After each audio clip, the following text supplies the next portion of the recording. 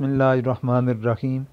غار ثور کے متعلقہ جو سوالات ہیں وہ آپ کے سامنے پیش کرنا چاہوں گا۔ غار ثور مکہ کے کس طرف ہے؟ یہ مکہ مکرمہ کے دائیں جانب آتا ہے۔ غار ثور کا مکہ سے کتنا فاصلہ ہے؟ 3 میل اور بعض کے نزدیک 5 میل کے فاصلے پر ہے۔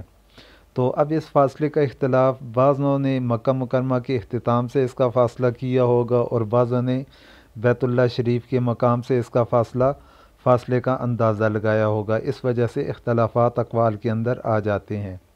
غار ثور کس پہاڑ کے اوپر واقع ہے؟ یہ جبل ثور کے اوپر واقع ہے۔ غار ثور زمین سے کتنی بلندی پر واقع ہے؟ یہ 759 میٹر یعنی 2490 فٹ کی بلندی کے اوپر ہے۔ غار ثور کے دانے پر کس نے جالا بنایا تھا؟ جب حضور صلی اللہ علیہ وسلم ہجرت کے لیے مکہ سے مدینہ روانہ ہوئے تو درمیان میں غار ثور کے اندر 3 دن کے لیے اسٹے فرمایا۔ تو جس وقت مشرکین ان کا پیچھا کرنے لگے تو ان کے غار کے دانے کے اوپر مکڑی نے اپنا جالا بن لیا تھا۔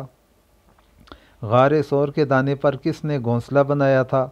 تو یہ صحیح روایت تو نہیں، لیکن جو مشہور قول ہے تو اس کے مطابق کبوتری نے گھونسلہ بنا لیا تھا۔ غار ثور کی لمبائی کتنی ہے؟ 13.5 فٹ یعنی 4 میٹر سے تھوڑی زیادہ اس کی لمبائی ہے۔ غار ثور کی چوڑائی کتنی ہے؟ 11 بالشت ہے۔ غار ثور کی اونچائی کتنی ہے؟ یہ 5 فٹ ہے۔ یار غار کن کا لقب ہے؟ حضرت ابوبکر صدیق رضی اللہ تعالیٰ عنہ کا لقب ہے کہ جس وقت ہجرت کے لیے روانہ ہوئے غار ثور کے اندر وہ ٹھہرے تھے تو انہوں نے حضور صلی اللہ علیہ وسلم کے ساتھ حضرت ابوبکر صدیق رضی اللہ تعالیٰ عنہ تھے، اس لیے انہیں یار غار بھی کہا جاتا ہے۔ قرآن مجید میں ثانی اثنین کا کن کے لیے بولا گیا؟ تو یہ بھی حضرت ابوبکر صدیق رضی اللہ تعالیٰ عنہ کے لیے بولا گیا تھا حضور صلی اللہ علیہ وسلم کے ساتھ ساتھ۔ یہ تھے غار ثور کے متعلقہ سوالات۔